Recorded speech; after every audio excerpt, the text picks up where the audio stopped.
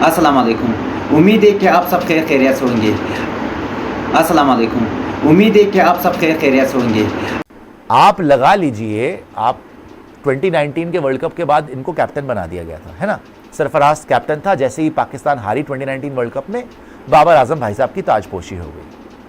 21 में भाई साहब ने इंडिया के अगेंस्ट 152 नॉट आउट वाला जो मैच पार लगाया था, शाहीन अफरीदी उसका प्लेयर ऑफ द मैच था, नॉट बाबर आजम। 152 चेस करना बड़ी बात नहीं थी। सेमीफाइनल में इसी आदमी ने हरवाया था। इससे कप्तानी में बैटिंग नहीं होती थी भाई, तीनों फॉर्मेट में। टेस्ट मैचेस में ऑस्ट्रेलिया गए, ये लोग अभी गए थे, 3-0 से हार के आया। क्या बैटिंग करी इन्होंने, क्या स्कोर लगाया, कौन सी सेंचुरी मार दी। अभी बांग्लादेश इनके घर आके 2-0 से हरा के गई, कौन सी सेंचुरी मार दी, कौन सा रन बना लिया बाबर आजम ने। एक इनिंग में रन बता दो आपने को, 4 मौके मिले, एक इनिंग में रन नहीं था। 2021 मैंने आपको बताया मिट्टी पलीत कराई सेमीफाइनल में। 2022 ऑस्ट्रेलिया टीम फाइनल तक पहुंच गई। भाई साहब का एक 50 था, वो भी सेमीफाइनल में न्यूजीलैंड के अगेंस्ट, जहां पे 0 पे कैच ड्रॉप हो गई थी। ना इंडिया गेम में रन है, ना किसी बड़ी गेम में रन है, कुछ नहीं किया। और फाइनल में तो बदतर performance as a batter, pathetic performance. 2022 खराब किया। 2023 उससे पहले एशिया कप भी T20 का फाइनल पहुंच गए श्रीलंका के साथ, इंडिया बाहर भी हो गई। एक मैच बता दो उस टूर्नामेंट का जहां पे इसके रन हो बाबर आजम की, श्रीलंका वहां जीत गई। 2023 एशिया कप श्रीलंका ओडीआई का फॉर्मेट का, वहां पे बाबर आजम के रन दिखा दो आप मुझे, किसी मैच में रन नहीं है। 2023 ओडीआई वर्ल्ड कप इंडिया, आपने तो बड़ा कम, प्रेस रिपोर्टर पूछ रहा है क्या बाबर हम टॉप 4 में पहुंचेंगे, बड़ा कम बोल दिया जी आपने। हम तो कब जीत रहे हैं, हम तो फाइनल में जा रहे हैं। हो गया है आज। घटिया परफॉर्मेंस, बिल्कुल घटिया is the word to use, बिल्कुल ही बेकार परफॉर्मेंस। गौतम गंभीर को पता नहीं क्या हुआ था, बाबर की क्वालिटी अलग है, देख लो क्वालिटी। 2023 बर्बाद किया। 2023 बर्बाद करके नवंबर 2023 जब ये मुंह काला करा के हार के वापस आए पाकिस्तान से, इसको अकल आई, इसने रिजाइन किया कि मैं कप्तानी छोड़ता हूं। जैसे ही कप्तानी छोड़ी, शाहीन शाह अफरीदी कप्तान बना। कितने दिन के लिए बना भाई साहब, नवंबर बताया मैंने, नवंबर में इसने कप्तानी छोड़ी। दिसंबर, जनवरी, फरवरी, 3 महीने खुद कुंडली मार के 2019 के बाद कप्तान बन गया था। सरफराज को निकाल दिया था, जो विनिंग कैप्टन था, 2017 का विनिंग कैप्टन था सरफराज अहमद, उसको इन लोगों ने लात मार के निकाल दिया कि भाई ये तो not good enough. Babar Azam जी ताजपोशी 19, 20, 21, 22, 23, 5 साल कप्तानी, 24 तक आ गया। 5 साल कप्तानी में कख नहीं किया इस आदमी ने, कुछ नहीं जिताया पाकिस्तान को। और बैटिंग से भी पूरा super flop, super duper flop. Nepal Azam नाम पड़ गया था, नेपाल को मार रहा है, बताओ नेपाल को मार रहा है, 150 और चौड़े हो रहे हैं, बुरे हाल हुए पड़े। 5 साल की कप्तानी में कोई भी, ये Babar Azam versus New Zealand, in New Zealand आपको बताऊंगा, कुछ भी हासिल नहीं किया। लेकिन जब कप्तानी छोड़ी और शाहीन कप्तान बना, 3 महीने का कप्तान शाहीन, 3 महीने किसी को कप्तानी देते, खुद 5 साल करी कप्तानी इसने, और शाहीन के कंधों पे चढ़ के करी, शाहीन की परफॉर्मेंस की वजह से। जब कप्तानी छोड़ी, परफॉर्मेंस देखो आप। ये T20 सीरीज का बता रहे ना, ये T20 सीरीज है ना रॉबिन, 5 इनिंग, 213 रन, 42.6 की एवरेज। जो इसकी स्ट्राइक रेट का मसला रहता था वो भी दूर हो गया था।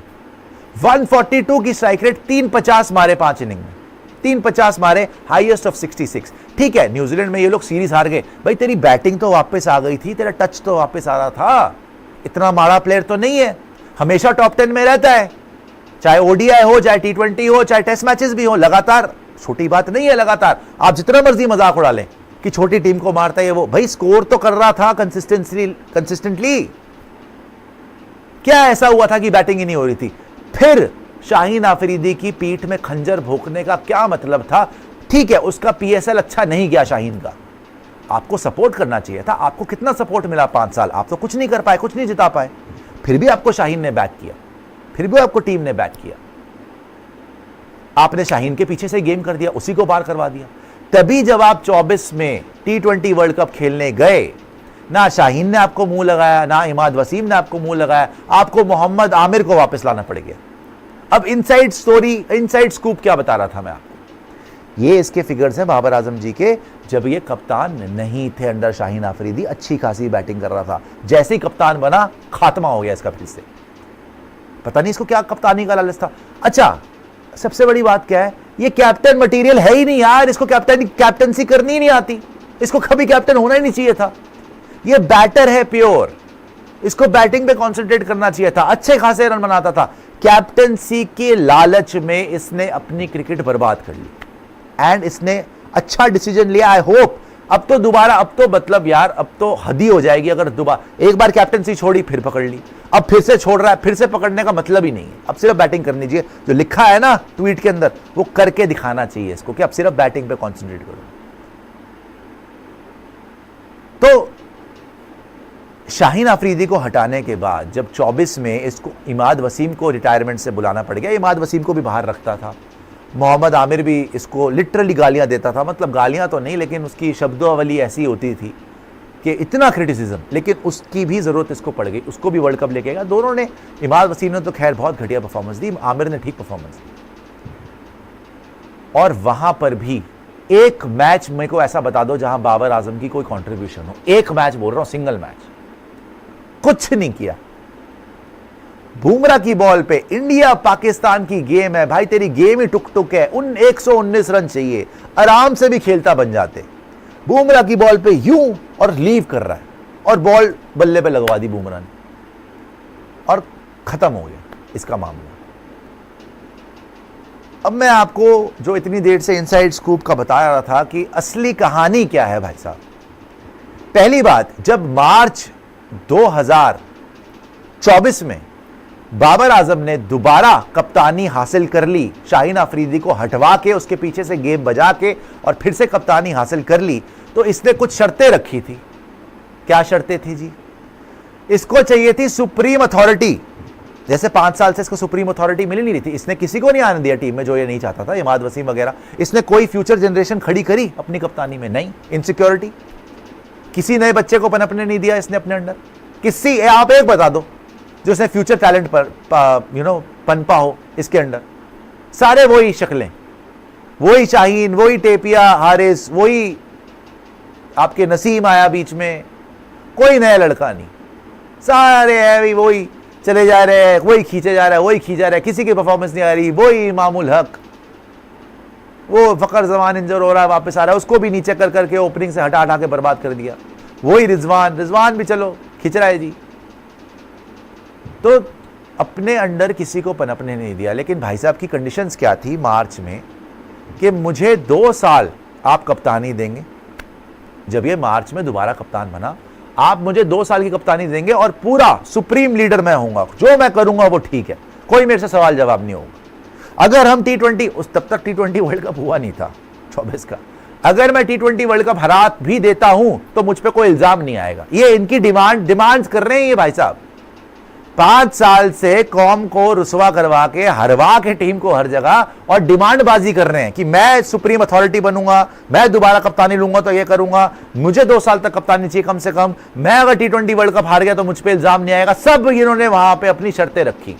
पीसीबी पता नहीं कैसा बोर्ड है भाई, 3 महीने एक को कप्तान बनाया फिर उसी के पास चलेगा, ठीक है। अच्छा, अब ये रेजिग्नेशन क्यों आया?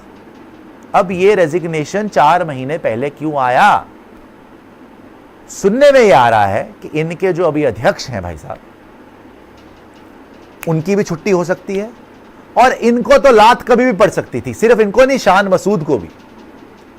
शान मसूद को भी ये निकालने के चक्करों में है। शान मसूद को तो एक रिपोर्टर ने यहां तक बोल दिया था, थोड़ा सा पैराफ्रेज कर रहा हूं, कि आपको खुद की गैरत नहीं है कि आप कप्तानी छोड़ दें।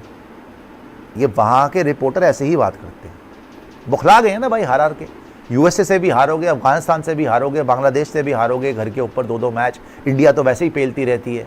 आयरलैंड से भी हार जाते हो, जिम्बाब्वे से भी हार जाते हो, तो कहां से बर्दाश्त रहेगी भाई?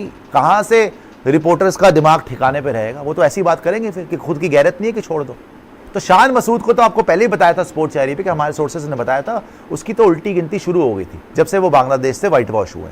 आप देखो, बांग्लादेश से व्हाइट वॉश हो गई पाकिस्तान, इंडिया ने क्या व्हाइट वॉश किया बांग्लादेश को?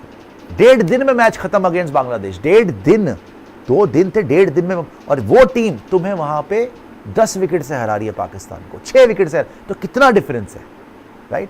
तो शान मसूद को ये लोग निकालने वाले थे, और शान मसूद के साथ साथ बाबर आजम को भी निकालने वाले थे, ये दोनों को ही निकालने वाले थे, क्योंकि इनके पीसीबी के चीफ के भी दिन जो है ना, गिनती के दिन बचे हुए। तो इन्होंने एक ट्रम्प कार्ड खेल दिया कि भाई अपनी इज्जत अपने हाथ में, ये खुद ही छोड़ दो। इससे पहले कि ये धक्के दे के निकालें मुझे, मैं खुद ही कैप्टनसी से तौबा करता हूं जी, मैं खुद ही छोड़ दूं।